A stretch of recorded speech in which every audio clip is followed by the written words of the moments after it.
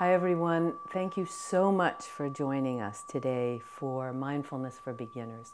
My name is Beryl Bender-Birch and I'm a yoga practitioner and teacher and have been practicing and teaching mindfulness for a long time, about 40 years. And it's important for you to take a moment, I think, to stop and think about why you signed up for this course, why you want to learn about mindfulness. What is it that makes you curious to learn to be more mindful? Today we're going to talk about what is mindfulness and why do we want to do it and why is it good for us? But perhaps your goal is to simply be more happy or more content with things the way they are, or perhaps you're looking to reduce stress in your life or to learn how to manage stress, actually. It's probably a better way to say that because we can't really reduce the stress in our life. All we can do is control how we respond to stress. Everyone experiences trauma, I think. Only some people have more catastrophic experiences than others, and this can create tension and anxiety. And we can live in a situation or an environment where that's very stressful for us, whether it's at work or with family members. And it's important for our health and for our well-being that we learn how to manage the stress. Let's talk for a minute about what is mindfulness and how does it relate to yoga?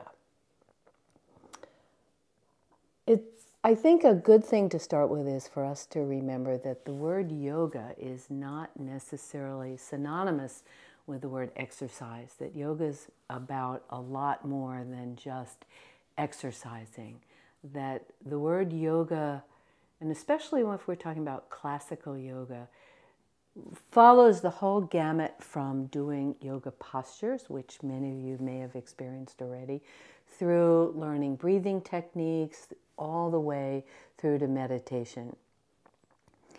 Mindfulness means just learning to pay attention, and yoga is about learning to pay attention. If we had to distill everything, all the teachings that yoga has to offer down to one thing, it would be yoga is about learning to pay attention.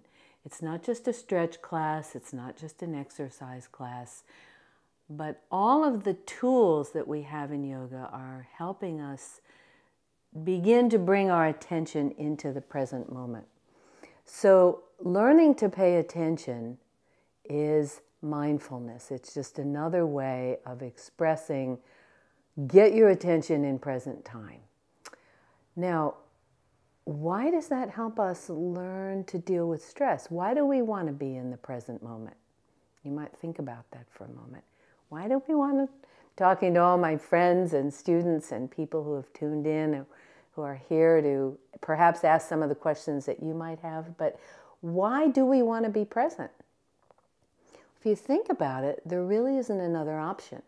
If we're not present, where are we? We're absent. We're not here. And although there are times when our life is a little stressful, when the present moment isn't all that comfortable, if we check out of the present moment by worrying about what's going to happen tomorrow or focusing on what happened yesterday, maybe we had an upsetting day yesterday or we had an argument with our sister or our boss yelled at us, we're sort of plugged into that and it takes our attention away from now. Well, now usually has a pretty good teaching to offer us, and especially when we're going through difficult times. I know many of you have expressed to me over the years that the difficult times in your life are really the times when you felt like you've sort of made the most progress and made the most growth. So the difficult times are just as important as the happy, good times. So we've talked about what is mindfulness. It's about learning to pay attention. Why do we want to do it? Well, we want to be present, and being present, the more we can learn to get our attention in present time and notice when we're not here, the more we're able to reduce all the mind chatter, all the noise that is the primary reason that we create stress. Think about moments in your life when you're anxious. What is creating that anxiety? You're thinking about something that is past, that was unpleasant or scary or frightening or traumatic, or you're thinking about something that might happen tomorrow or something you have to do tomorrow that you're not particularly looking forward to. And so we start to ruminate and get stressed out about it, and our physical body starts experiencing the effects of that stress.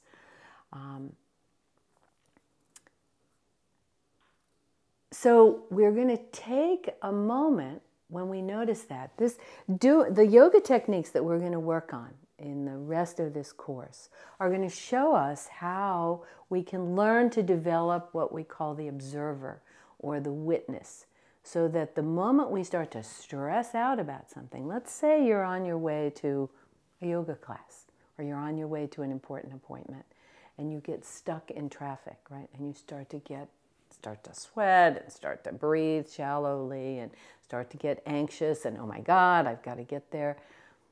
There are things that we can do to just go, okay, there's nothing I can do to fix this in the moment. So let me see if I can relax with what is. Can I learn to be comfortable with what is?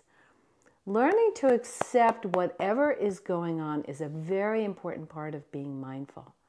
Doesn't mean we accept it forever. It means that in this moment, if I'm stuck in the mud, first I have to acknowledge that I'm stuck in the mud. And once I take a breath and say, okay, here I am, now I'm more clear-headed, I'm more centered, I'm more grounded, and I can begin to deal with a way that I can get myself out of the mud. So I'm trying to think if I've talked enough here about why we want to do this, why we want to be present. Does anybody have any questions here? Any of you guys have questions about this? Being present means noticing when you're not here. And as we start to practice the techniques that we're going to do in the remaining segments of this course, you will become more aware, more conscious, and you'll tune in more quickly to when you're not here. You will notice when you go off, when you start to get stressed about something that's going to happen tomorrow. You go, okay, and we pull ourselves back. We pull ourselves back into the present moment and learn how to relax in this moment.